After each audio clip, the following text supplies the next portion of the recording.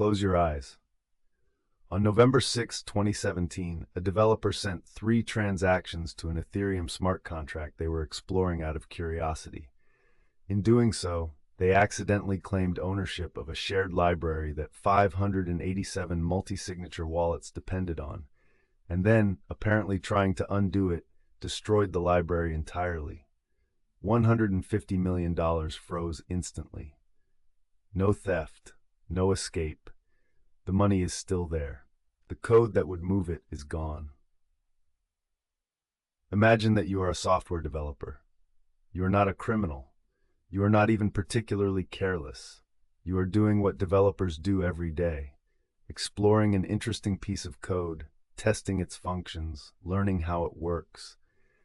You sit down at a computer somewhere, in a home office, in a shared workspace, in a bedroom, and you open a browser and navigate to a blockchain explorer. You find a smart contract that looks interesting. You read its source code on GitHub. You notice that it has a function you want to understand better, a function that lets someone claim ownership of the contract if no one has claimed it yet. You send a transaction to the contract, you call the function executes, and then in the space of a few seconds, you accidentally destroy a library that 587 wallets were depending on to function. Wallets that together hold approximately $150 million in Ethereum. The money is not stolen, it still exists in a technical sense in those wallets. But the code that would allow it to be moved no longer exists. The money is frozen, permanently, beyond the reach of any key, any transaction, any appeal to any authority, because there is no authority. This is a blockchain. The code was the law, and you accidentally killed the code. This is what happened on November 6, 2017, when a GitHub user with the handle DevOps199 sent a transaction to a Parity multi-signature wallet library on the Ethereum mainnet, and in the process of trying to understand how it worked, inadvertently triggered a sequence of events that resulted in one of the strangest losses in the history of cryptocurrency. Not a theft, not a hack in any conventional sense, but an accident. A single function call by a single person who apparently did not fully understand what they were doing. That made $150 million permanently immovable.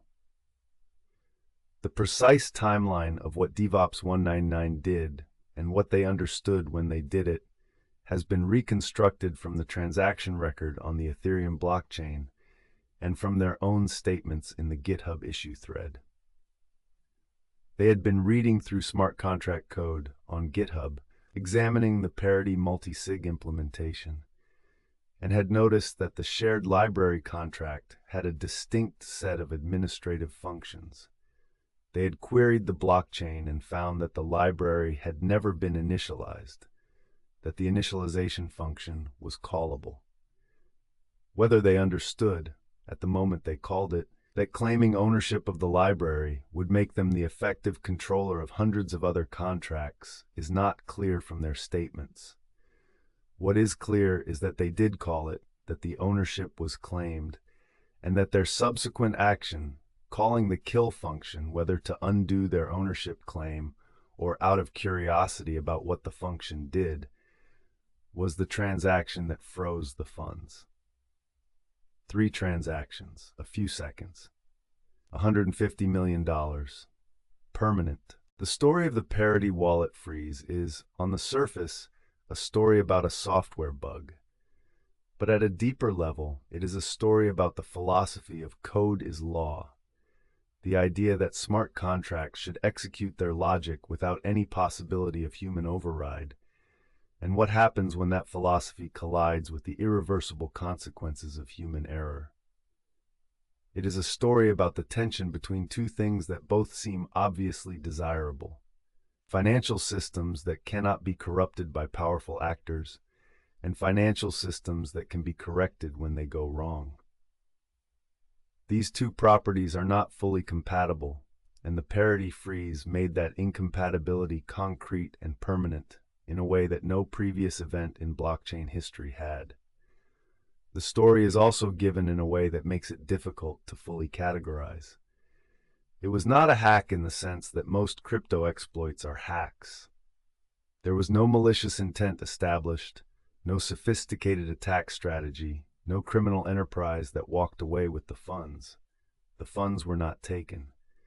They remain where they were, in the wallets of the people who owned them. What was taken was the ability to move them. The code that provided the executable logic for the transactions was destroyed. The loss is of a particular and unusual kind, not theft but permanent lockout, not loss of ownership but loss of the ability to exercise ownership. This distinction matters philosophically and legally. It made the parity freeze genuinely novel in the history of financial loss. The money is still frozen. As of the time of this recording, those 513,000 ETH remain in their wallets, visible to anyone who looks, growing in nominal value with each bull market, and completely immovable. There is no mechanism currently available, no key, no transaction, no governance vote that has received sufficient consensus that would allow those funds to be accessed. The accident happened, the code executed. The immutability that was supposed to protect the ecosystem also protected the accident. In the next chapter, what multi-signature wallets were and why they existed. The on-chain smart contract architecture Parity built to solve the single-key custody problem, and the specific design choice that placed a shared library on the Ethereum mainnet uninitialized, with an administrative function that anyone could call first. To understand the parity freeze, you need to understand multi-signature wallets and why they existed in 2017. In standard Ethereum ownership, a single private key controls a wallet. Whoever holds that key can sign transactions and move funds. Whoever loses the key loses access permanently. Whoever has the key stolen loses their assets with no recourse. This model of ownership is simple and trustless. It requires no third party and makes no assumptions about the behavior of any other actor. But it creates obvious problems for organizations, for projects managing raised capital, and for anyone who wants to share control of funds among multiple parties without giving any single party unilateral authority. Multi-signature wallets solve this problem by requiring multiple keys to authorize any transaction.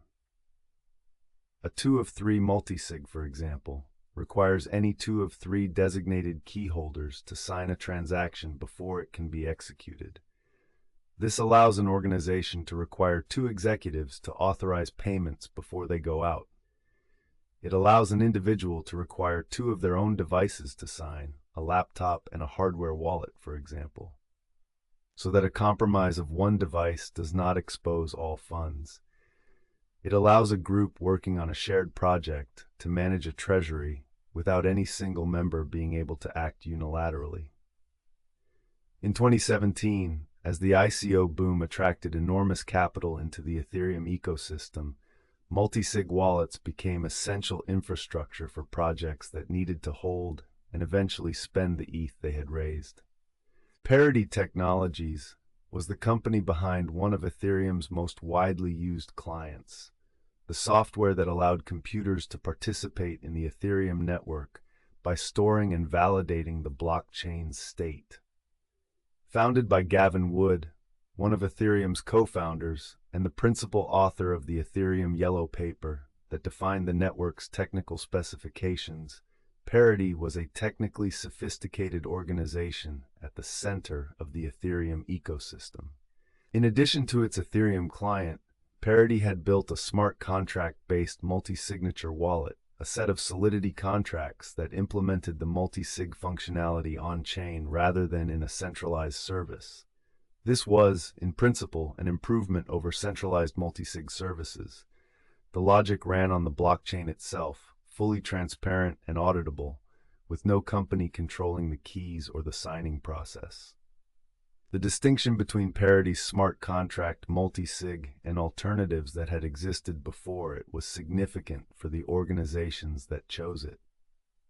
Alternative approaches to multi-sig in 2017 included centralized services where a company held keys on behalf of users, a model that introduced counterparty risk and was exactly the kind of trusted third party that crypto was supposed to eliminate, and exchange custody, which was convenient but concentrated enormous amounts of crypto on exchange platforms that were known targets for theft. Parity's on-chain solution eliminated the counterparty risk by putting the entire multi-sig logic in code on the blockchain. There was no Parity server that could be hacked to steal the funds. There was no Parity employee who could run away with the keys. The security of the funds depended wholly on the correctness of the smart contract code. This was the right kind of security model. The code turned out to have a flaw that made the model's failure mode uniquely permanent. The Parity multi-sig had been widely used. It was used by individual developers holding personal funds, by teams managing project treasuries, by ICO participants who had received tokens and wanted secure custody, and by numerous blockchain projects that had used it to hold the ETH they raised in their token sales. The contracts had been audited. They had been in production for months. By the standards of Ethereum smart contract security in 2017, they were a trusted piece of infrastructure. The precise choice to use Parity's multi-sig was, for most of the affected parties, a reasonable and well-informed decision. Parity was not a startup of unknown provenance. It was a company founded by one of Ethereum's own co-founders, staffed by engineers who had contributed to the core protocol, and building tools that had been reviewed by the ecosystem's most sophisticated security researchers. Trusting its products was not naive. It was the kind of trust that the ecosystem's credibility depended on. The design that would prove catastrophically flawed was introduced in July 2017, following an earlier hack of Parity's first-generation multi-sig contracts, in which $30 million had been stolen. The second-generation design was a direct response to that hack. It restructured the architecture to separate the multi-sig logic from the wallet instances themselves. Instead of each multi-sig wallet containing all the Solidity code it needed to operate, each wallet would delegate its logic to a shared library contract, a single contract containing the functions that all wallets would use. This was a standard software engineering pattern. Rather than duplicating code across many instances, centralize the shared code in one place and have instances reference it when they need to call a function. The architectural choice was sound in principle and had been implemented in traditional software for decades. The concrete problem in the Parity implementation was not the library pattern itself, but the combination of three particular decisions. Deploying the library contract to the public blockchain before initializing it, including an initialization function that could be called by anyone who reached it first, and including a self-destruct function that the owner could call to permanently destroy the contract. Any one of these decisions alone was defensible. The initialization function existed, so the library could be properly configured before use.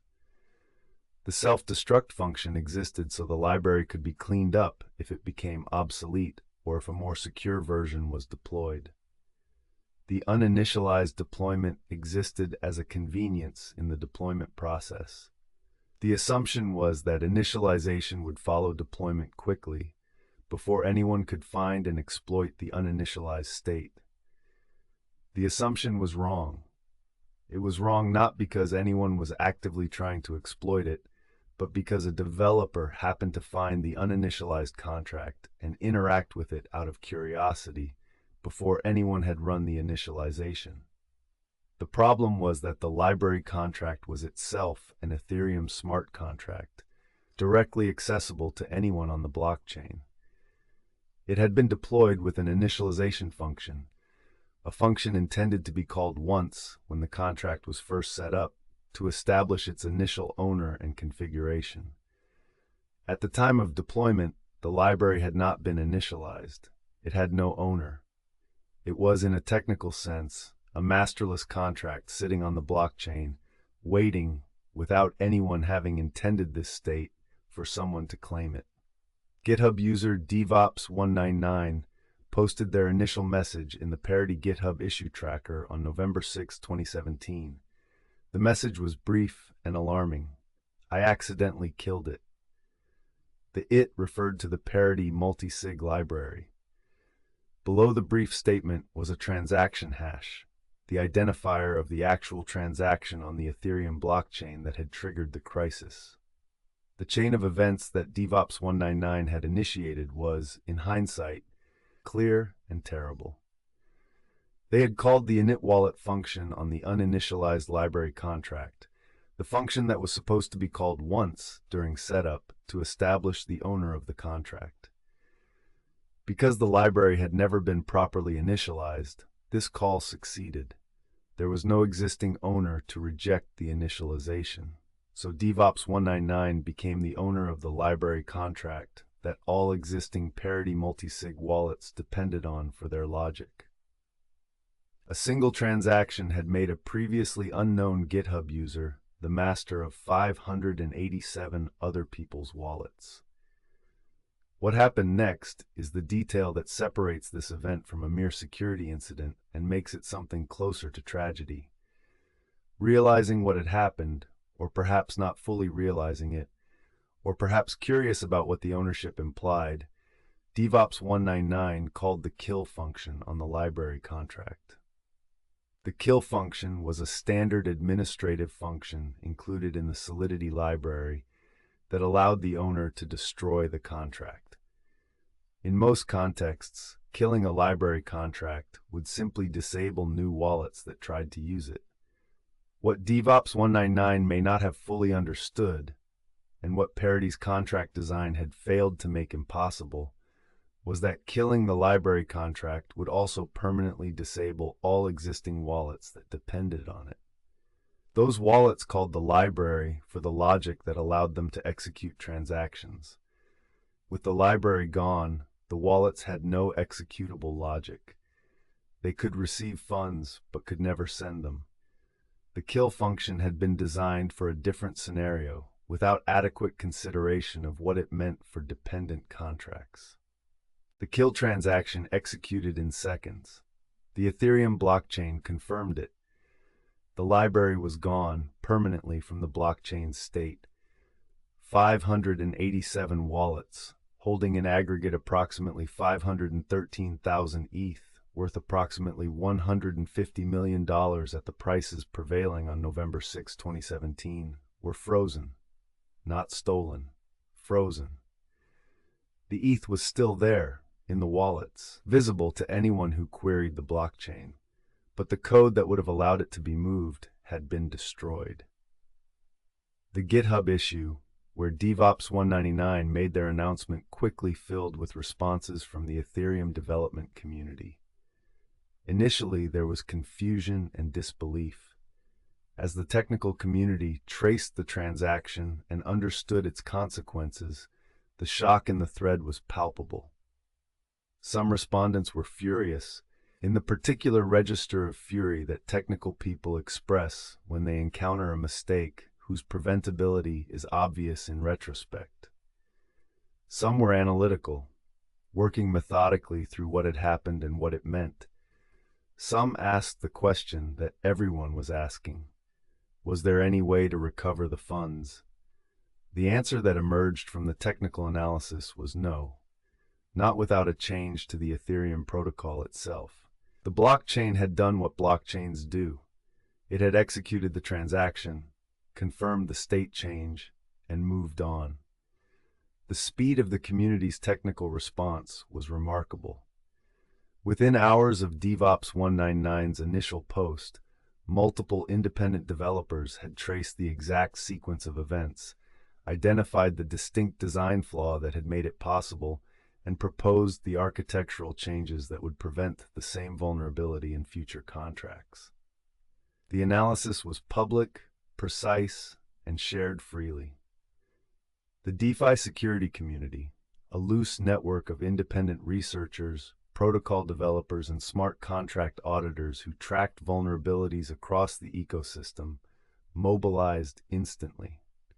They had been watching for squarely this kind of emergent vulnerability in shared contract libraries, had thought about the theoretical risk of uninitialized contracts being claimed by unauthorized parties, and now had a concrete and catastrophic example that made the theoretical risk fully real. The theoretical analysis had been there. Those preventive standards had not been implemented universally before November 6. They were implemented universally after. DevOps 199 did not appear to be a sophisticated attacker operating with malicious intent. Their subsequent statements in the GitHub thread suggested genuine confusion about what the init wallet function would do when called on an uninitialized contract, and genuine distress about the consequences of having called it. The most charitable reading, that they were an ordinary developer exploring an interesting piece of code who inadvertently triggered a catastrophic function, was widely accepted by the technical community, though some observers remained suspicious that the accidental framing concealed deliberate action. Nothing in the subsequent investigation produced definitive evidence either way. The blockchain recorded what had been done. It said nothing about why. The particular sequence of actions they took, claiming ownership, then calling kill, is consistent with a person who understood that they had accidentally claimed ownership of something they should not have owned, and were attempting to undo the action, not understanding that killing the library would have effects beyond the library itself. The kill function's name implies finality, not undoing. It destroys the contract permanently. A developer who intended to relinquish the ownership they had accidentally acquired might well have called kill as the most obvious available mechanism for removing themselves from a situation they had entered accidentally. The tragedy was that their attempt to fix the problem was, from the perspective of the affected wallets, the problem itself. The ownership claim was bad, but reversible in principle. The kill transaction was irreversible by design. They stopped what had been possible to fix and created what was not. The 587 affected wallets held funds belonging to a diverse range of individuals and organizations. The largest single affected wallet contained approximately 230,000 ETH, worth roughly $67 million at the prices prevailing on November 6, 2017, and belonged to Polkadot, the new blockchain project that Gavin Wood had been building since leaving the Ethereum Foundation in 2016. Polkadot had raised its ETH through a token sale in October 2017, just 5 weeks before the freeze. The project had chosen Parity's multi-sig for its treasury management, a choice that was completely reasonable, given Parity's reputation and Gavin Wood's own role in building it. The irony of a Parity product freezing the treasury of Gavin Wood's new project, the co-founder of Ethereum, the founder of Parity, losing $67 million to a bug in his own company's infrastructure, was not lost on the community. Wood responded publicly with characteristic directness, acknowledging the loss and committing to find a way to recover the funds through governance mechanisms. Other affected parties included numerous teams that had raised funds in the ICO boom of 2017 and were holding their ETH in Parity multi-sig wallets while they built their projects. The scale of each team's loss varied enormously. Some had lost a few hundred ETH, others had lost tens of thousands. For projects whose entire operating capital was in the frozen wallets, the freeze was potentially fatal. For projects with other resources, off-chain reserves, fiat balances, alternative custody arrangements for a portion of their holdings, the freeze was a serious setback but survivable. The outcome for these teams depended on the precise details of their treasury management and the degree to which they had concentrated their assets in the Parity multi-sig. Individual developers and private holders were also affected. Some had chosen Parity's multisig as a security measure to protect significant personal holdings, precisely what the product was designed for. They had made a reasonable security decision based on the information available to them, and that decision had become the source of their loss. Not through any failure of their own key management, not through any attack on their personal security, but through an accident in shared infrastructure that their wallets depended on. The concrete cruelty of this loss structure, that the people who had been most careful about their security, who had chosen a sophisticated multi-sig solution over a single key wallet specifically to reduce risk, were the ones who suffered, was felt acutely by many in the community. The people who had been more casual about their custody, who had kept funds on exchanges or in simpler wallets, were fine. The people who had done the responsible thing were the victims.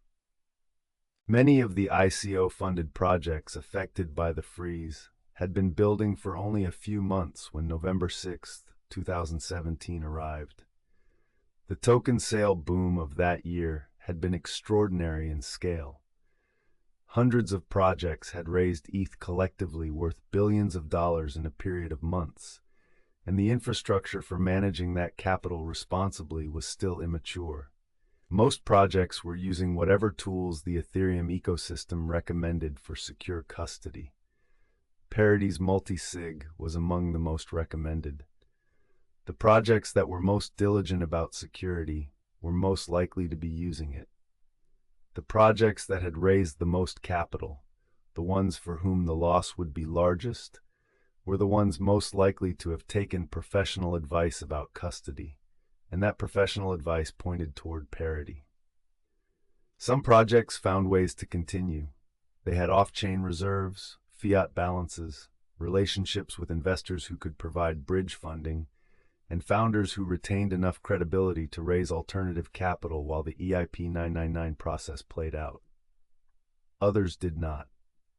For a project whose entire operating budget was in the frozen wallets, the freeze was effectively terminal. There was no mechanism for employees, contractors, or operational costs to be paid from funds that could not move. The choice between winding down and attempting to continue in the knowledge that the frozen funds might never be recovered was not a technical decision. It was a business and personal decision made by founders who had started companies, built teams, and raised capital in good faith, and were now managing a crisis they had not created and could not solve. The ones who chose not to continue are largely invisible now, having left the ecosystem without the stories that survived projects accumulate. The frozen ETH's nominal value has grown enormously since 2017.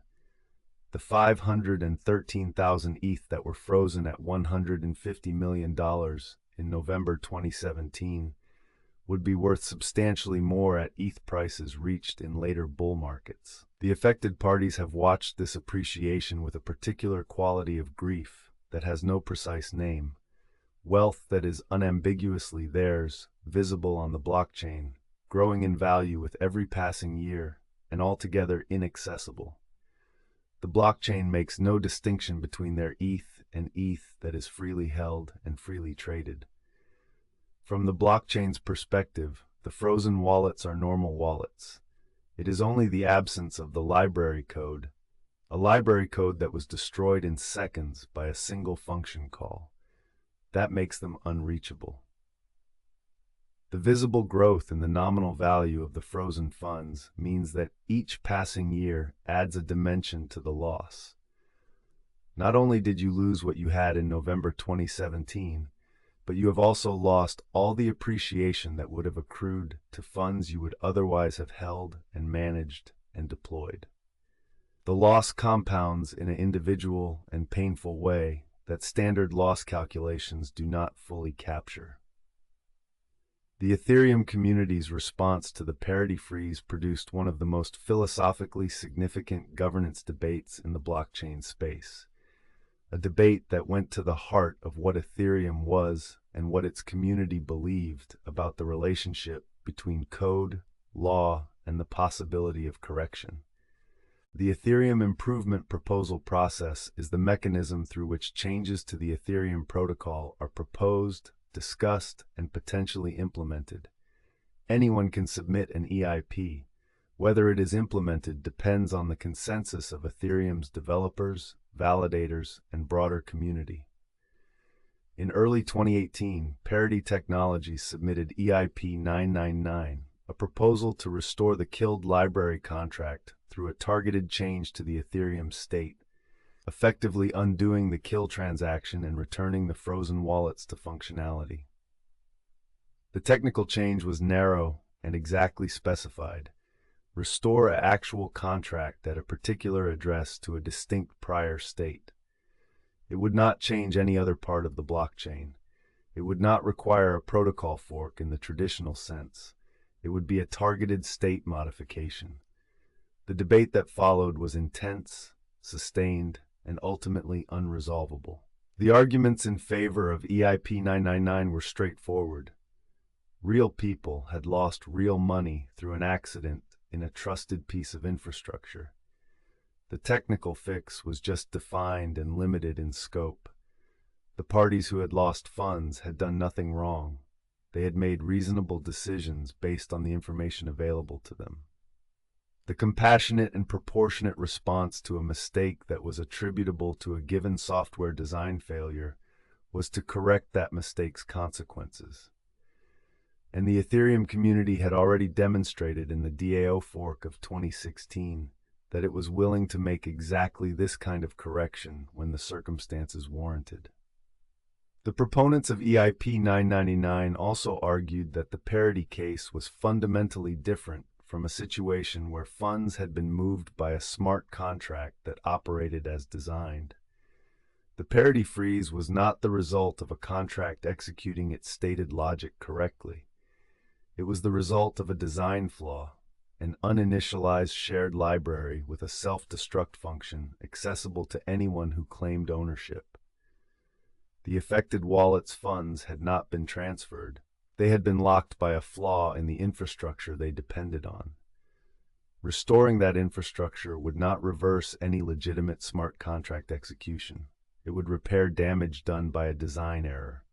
The philosophical distinction between the code executed correctly and the code had a design flaw that produced an unintended catastrophic outcome was, to the EIP 999 proponents, meaningful and important. The arguments against EIP 999 were more philosophically fundamental and, to many in the community, more compelling. The bedrock principle of smart contracts, the property that distinguished them from traditional legal contracts, was that they executed their code without the possibility of human override. This property was not just a technical characteristic. It was the foundational guarantee that made smart contracts trustworthy for applications where trust mattered. If the Ethereum community was in the business of reversing smart contract executions that had unfortunate outcomes, then smart contracts were not autonomous. They were subject to the judgment of the people who controlled Ethereum's development, which was exactly the kind of discretionary authority that smart contracts were supposed to eliminate. The reference to the DAO fork was, in the anti-EIP 999 argument, a warning rather than a precedent. The DAO fork had been the first exception to the immutability principle, and its aftermath had been the permanent split into Ethereum and Ethereum Classic, a schism that represented a real community that believed the fork had been wrong. EIP 999 would be the second exception. The concern was not about this particular case, but about the principle being established, that sufficiently sympathetic circumstances could justify overriding smart contract execution. Once that principle was accepted, there was no stable place to draw the line. Every future loss would come with sympathetic circumstances. Every future argument for intervention would invoke the parity precedent. The EIP 999 debate also unfolded over months, not days. which gave it a texture that was different from the rapid consensus formation that had characterized the DAO fork response. The DAO fork had happened in a compressed time frame under active financial pressure. Funds were being drained in real time, and the community needed to decide quickly. EIP 999 was a slower, more deliberate process. The damage had already been done, the funds were frozen rather than moving, and there was no time pressure. This allowed the debate to become thorough in a way that the DAO discussion had not been. Every philosophical objection had time to be articulated fully, every counter-argument had time to be developed and examined, and every participant had time to change their mind, reconsider, and reconsider again. The extended timeline produced a more complete articulation of both positions than the emergency conditions of the DAO fork had permitted. It did not produce consensus. It produced a community that understood squarely why it disagreed with itself, which is a different and in some ways more difficult situation. You cannot dismiss a disagreement you fully understand. The debate also had a dimension that participants were not always candid about. EIP 999 would directly benefit Gavin Wood's new project and several other organizations whose leadership had influence in the Ethereum ecosystem. Whether these parties' advocacy for the proposal was driven by principle or by the fact that they stood to recover tens of millions of dollars was a question that circulated, sometimes unkindly, in the discussions. A carbon vote, an informal on-chain mechanism that allowed ETH holders to signal their preference by sending a small transaction to a designated address, was conducted in May 2018 on EIP 999. The result was approximately 55% in favor of implementing the proposal, 45% against. The result was close, and the mechanism was criticized as unrepresentative. Large ETH holders who voted could skew the results in ways that didn't reflect the broader community's views. The carbon vote provided a data point, but not a clear mandate. Ethereum's core developers, who ultimately controlled the protocol through their work on the dominant client implementations, indicated that they would not implement EIP 999. Their reasoning was both philosophical and practical.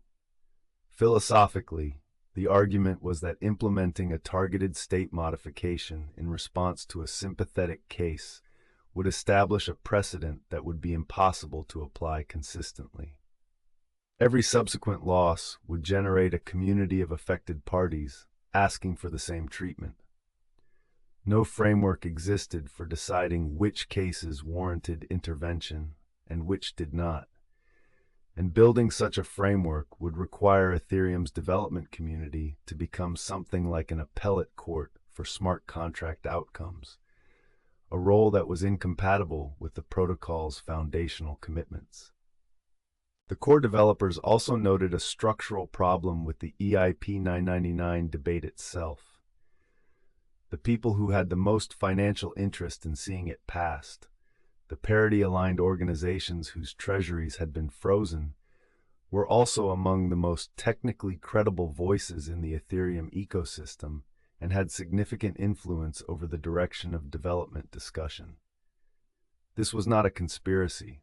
It was simply the nature of a small ecosystem, where technical expertise and financial stake were concentrated in overlapping communities. But it meant that the EIP 999 advocacy came disproportionately from parties with direct financial interests in the outcome, which made it difficult to evaluate the arguments purely on their philosophical merits. Some core developers who might otherwise have been sympathetic to the EIP's goals were put off by what felt like lobbying rather than principled argumentation, and concluded that the best institutional response was to maintain a clear rule rather than to make an exception that could be attributed to the financial interests of influential parties. Practically, the developers were also concerned about fragmentation. The DAO fork had produced Ethereum Classic. A second contentious state modification might produce another fork, further dividing the community and weakening both resulting chains. The EIP 999 vote had been close enough that the risk of a minority community forming around the unmodified chain was real. Given that the funds involved, while significant, were not at the existential scale of the DAO theft, the developers concluded that the risk of community fragmentation was not worth the benefit of the recovery. The decision was not made in a single meeting or announced in a single statement. It emerged gradually, as the core developers who would have needed to champion the change declined to do so, one by one, in various forums, at developer calls, in GitHub discussions, in public posts and private communications that filtered into the visible record. There was no dramatic moment of rejection, no formal vote among developers, no official announcement that EIP 999 had been denied.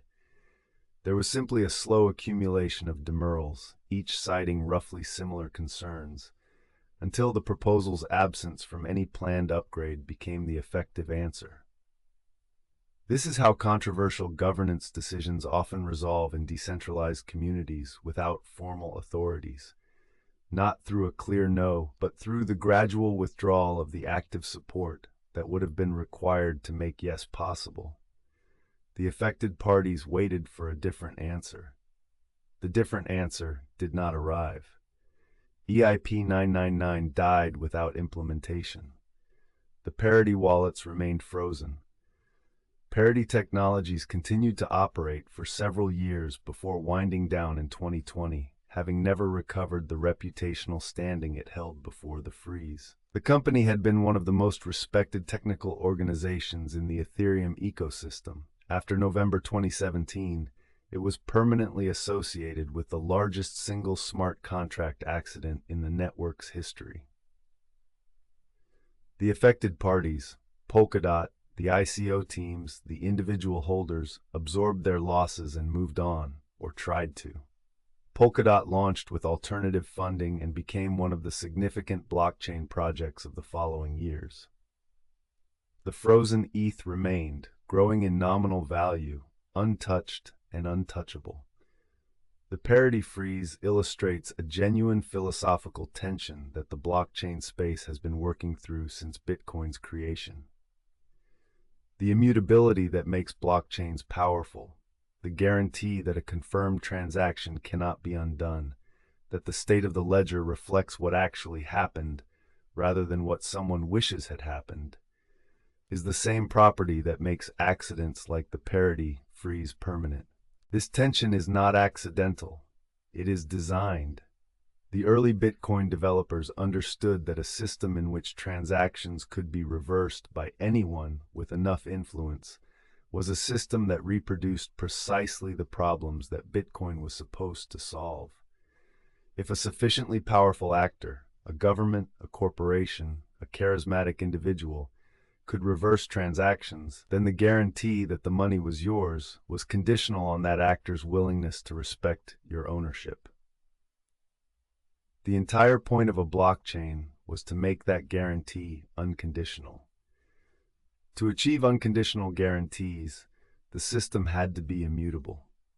There was no middle position, selective immutability, where some transactions were permanent and others were not depending on whose interests were affected, was not meaningfully different from no immutability at all. The problem is that unconditional guarantees operate identically for deliberate theft and accidental loss. The same property that protects a dissident's savings from government confiscation also protects a hacker's stolen funds from recovery. The same property that ensures a smart contract executes its logic without corruption also ensures that a contract killed by accident stays killed. The immutability does not distinguish between outcomes we want to preserve and outcomes we want to reverse. It preserves everything with equal finality. The parity freeze made this tension legible in a way that earlier events had not, exactly because it was not an attack. When stolen funds are frozen, the immutability that prevents recovery is at least protecting the integrity of the system against an adversarial actor who tried to exploit it. You might disagree with the outcome, with the principle that even stolen funds cannot be recovered, but you can at least frame the immutability as a defense against hostile action. The Parity freeze provided no such framing.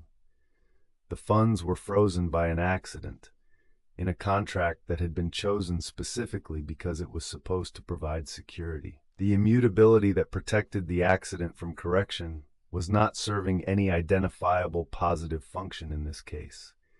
It was simply being consistent, applying the same rule to an outcome everyone wanted to reverse that it applied to outcomes that had genuine adversaries on the other side. The consistency was the principle. The principle could not be made to look its best in this precise case. The concrete challenge of the code is law position in the face of the parity freeze is that it requires accepting immutability as a property valuable enough to preserve through losses that resulted from no adversarial action. Bitcoin maximalists, who hold the most absolute version of this view, accept this and regard the acceptance as a feature rather than a cost. Part of what it means to hold money in a system that truly does not make exceptions is that it does not make exceptions even when you wish it would. The discipline required to maintain that position is real, and it is the same discipline that makes the system trustworthy. You cannot have a system that reverses bad outcomes without having a system that is capable of being influenced by whoever defines bad. The definition question is where trust goes wrong. Immutability sidesteps the definition question completely, at the cost of absorbing all outcomes with equal finality, including ones that feel, to everyone involved, like obvious mistakes. The parity freeze was such a case. There is no one who thought the outcome was intentional, no one whose goals were served by the permanent lockout. The immutability served no identified positive purpose in this particular instance. Its value was completely architectural. It was part of the unconditional guarantee, and the unconditional guarantee was only unconditional if it held even in this case. Different responses to this tension are possible, and different parts of the blockchain community have taken different positions. Bitcoin maximalists accept the immutability wholly, treating the permanence of all transactions, good and bad, as a feature that should never be compromised by the desire to correct any one bad outcomes. Ethereum's community has taken a more pragmatic position, acknowledging the immutability principle while reserving the possibility of protocol-level exceptions when circumstances are sufficiently extreme, as with the DAO fork. DeFi protocols have experimented with upgrade mechanisms and proxy contracts that allow code to be modified after deployment, sacrificing some decentralization for the ability to fix bugs before they become catastrophes. Each of these approaches involves a different set of trade-offs between immutability, correctness, and the possibility of correction. The Ethereum community's response to the DAO fork versus its response to the parity freeze illustrates something interesting about where the implicit threshold for exception sits. The DAO fork involved approximately $150 million, roughly the same amount as the parity freeze, at prices prevailing at each event. Both were significant. Both involved parties who had done nothing wrong. The DAO involved an exploit by an attacker who had stolen funds through a creative interpretation of smart contract logic. The parity freeze involved an accident that had locked funds without any intention of theft. One might have expected the community to be more willing to intervene in the accidental case than in the adversarial one. In fact, the community was less willing, partly because the parity freeze came after the DAO fork had already established that forking was contentious, partly because the parity freeze lacked the actual drama of active theft that had mobilized the DAO response, and partly because the small number of people with the technical knowledge and institutional standing to push a fork through were less personally affected by the parity freeze than they had been by the DAO exploit. None of these responses resolves the underlying tension. It is a genuine philosophical problem that the space has been circling for years without finding a stable answer. The people who believe in unconditional immutability accept that some accidents will be permanent. The people who believe in the possibility of correction accept that the power to correct creates the possibility of corruption. Both groups are right about the costs of the other's position. The parity freeze is the case where the cost of immutability was paid most visibly, most specifically, and most permanently. The particular technical failure that produced the parity freeze was a known class of problem in smart contract design.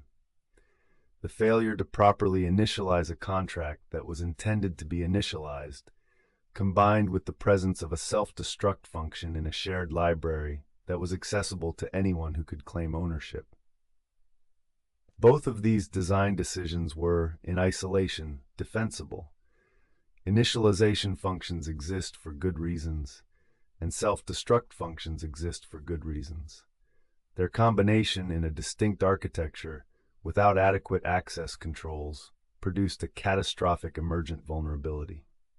The lesson that the smart contract development community drew from the parity freeze was given. Shared library contracts that contain administrative functions must be initialized before deployment and must have access controls on those functions that prevent anyone other than the intended administrators from calling them. The self-destruct pattern, callable by the contract owner to clean up or disable a contract, should be treated with extreme caution in contracts that other contracts depend on. A library that is killed does not just affect its own functionality. It affects every contract in the ecosystem that references it. The lesson was absorbed quickly and broadly. Within months of the freeze, the major Solidity development frameworks began treating initialization as a first-class concern rather than an implementation detail. The Open Zeppelin library, the most widely used collection of audited smart contract code in the Ethereum ecosystem, updated its patterns to address the class of vulnerability that DevOps 199 had accidentally triggered. The Open Zeppelin initializable contract, which became standard practice for any upgradable or shared library pattern, included explicit guards preventing a contract from being initialized twice, and explicit requirements that initialization had occurred before any other function could be called. These safeguards did not exist as widely adopted standards on November 5, 2017. They existed as widely adopted standards on November 7th.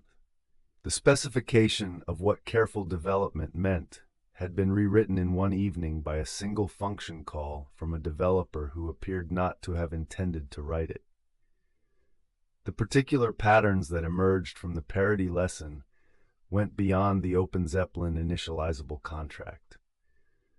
The community began investing more seriously in formal verification tools, mathematical approaches to proving that a contract's code would behave as intended across all possible inputs, rather than just the inputs that testers could think of.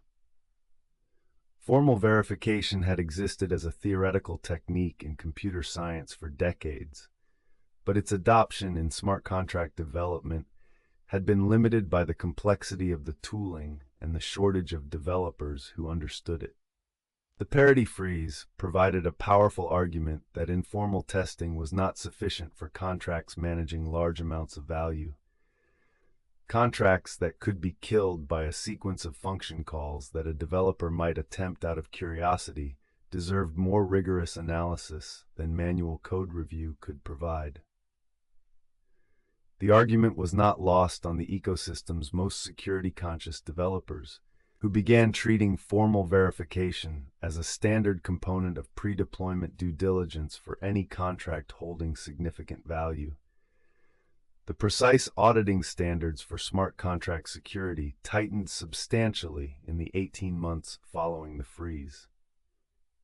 The major smart contract audit firms developed increasingly systematic methodologies that included automated symbolic execution tools, fuzzing to test contracts against adversarial inputs, and formal proof of critical components. The cost and time required for a thorough audit increased, but so did the quality of what an audit could actually guarantee. The concrete vulnerability class that Parity had exemplified, uninitialized shared libraries with unconstrained administrative functions, became a standard checklist item in every serious audit from that point forward. The checklist had been written in the aftermath of the damage, and the damage was permanent. More broadly, the Parity Freeze contributed to the development of a discipline around smart contract upgradability, the practice of designing contracts so that their logic can be updated after deployment without losing their state or the funds they hold. Proxy patterns, which separate a contract's logic from its storage and allow the logic to be upgraded while preserving the state, became standard practice in part because of events like the Parity Freeze. The philosophical cost, that proxy contracts are not truly immutable, that someone with sufficient access can upgrade the logic, is accepted as the price of being able to correct errors before they freeze hundreds of millions of dollars permanently. The particular trade-off between immutability and correctability that the Parity Freeze made concrete is embedded in the design decisions of most major DeFi protocols that followed. The frozen wallets are, in a sense, one of the most influential lessons in the history of smart contract engineering, not because anyone wanted them to be, but because the cost of the lesson was too large to ignore.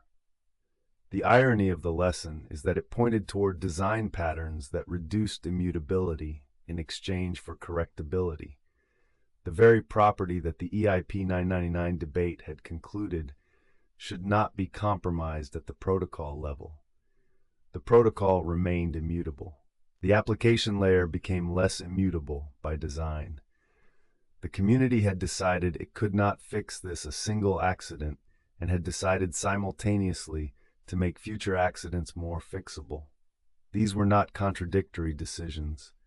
They were responses to different levels of the problem. Protocol immutability protects the foundational guarantees of the system. Application-level upgradability protects users from the consequences of the bugs that developers inevitably write. Both properties matter. The Parity Freeze clarified the relationship between them in a way that theoretical argument had not previously achieved.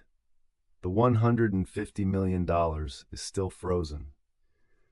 Those 513,000 ETH remain in the affected wallets on the Ethereum mainnet, visible to anyone who checks the blockchain, growing in nominal value as ETH's price moves, and fully immovable. There is no mechanism currently available, no key, no transaction, no governance vote that has received sufficient consensus that would allow those funds to be recovered by the people to whom they belong. The affected parties have not all remained silent. Periodic campaigns have been mounted to revive the EIP 999 discussion, each generating some community engagement and ultimately not producing a different outcome. The philosophical objections that defeated the original proposal remain in place and remain persuasive to the majority of Ethereum's development community. The affected party's situation is genuinely sympathetic. The principle that would be compromised by helping them is genuinely important. The tension has not been resolved and may never be resolved because it is not the kind of tension that gets resolved. It is the kind of tension that gets managed imperfectly in each actual case with no general principle that satisfies everyone. The particular experience of holding the key to a frozen wallet has no precise analog in the history of conventional finance. Creditors in a prolonged bankruptcy proceeding know their claim is valid but cannot access the assets that back it. But there are courts, administrators, and timelines that eventually resolve.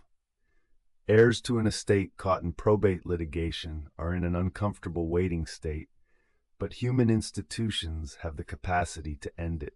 The parity freeze involves no human institution. There is no court to approach, no administrator to petition, no timeline by which the situation might naturally resolve.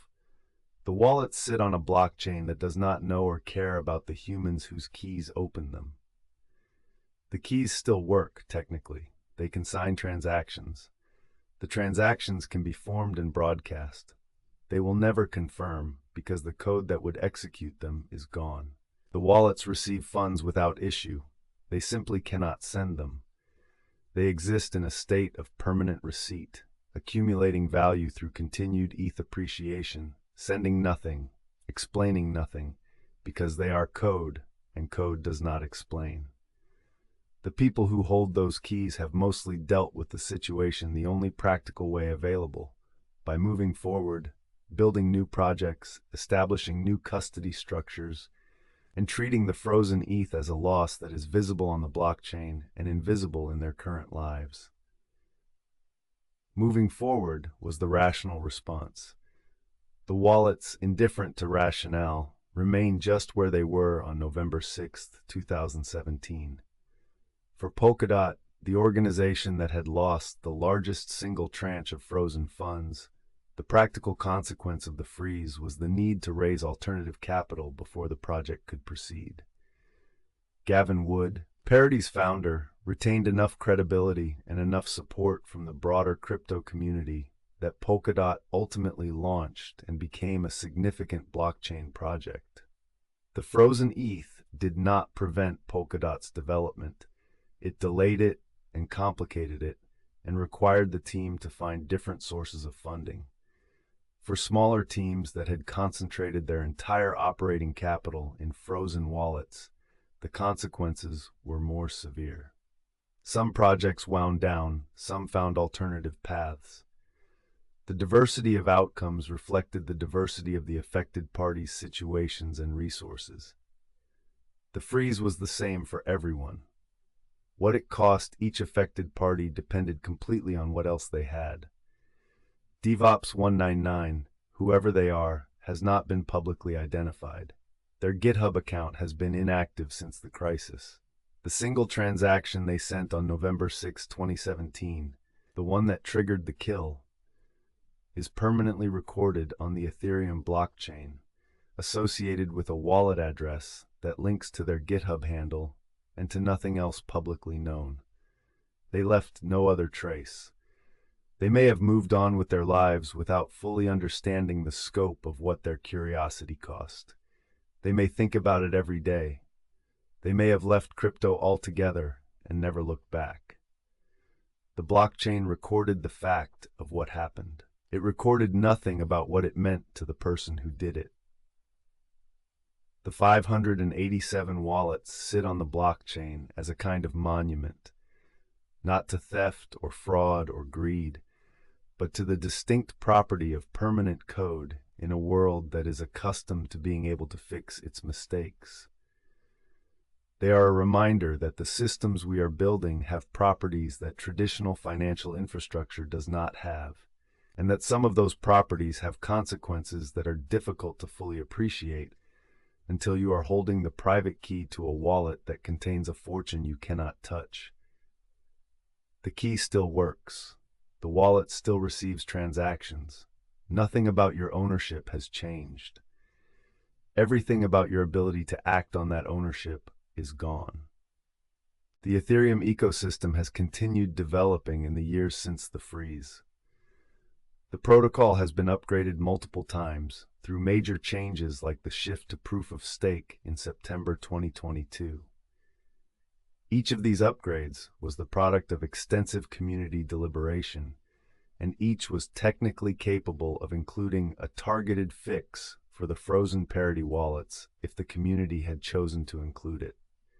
None of them did. The decision not to intervene was made not once but continuously in each successive upgrade cycle as the community weighed the ongoing case for action and arrived each time at the same conclusion.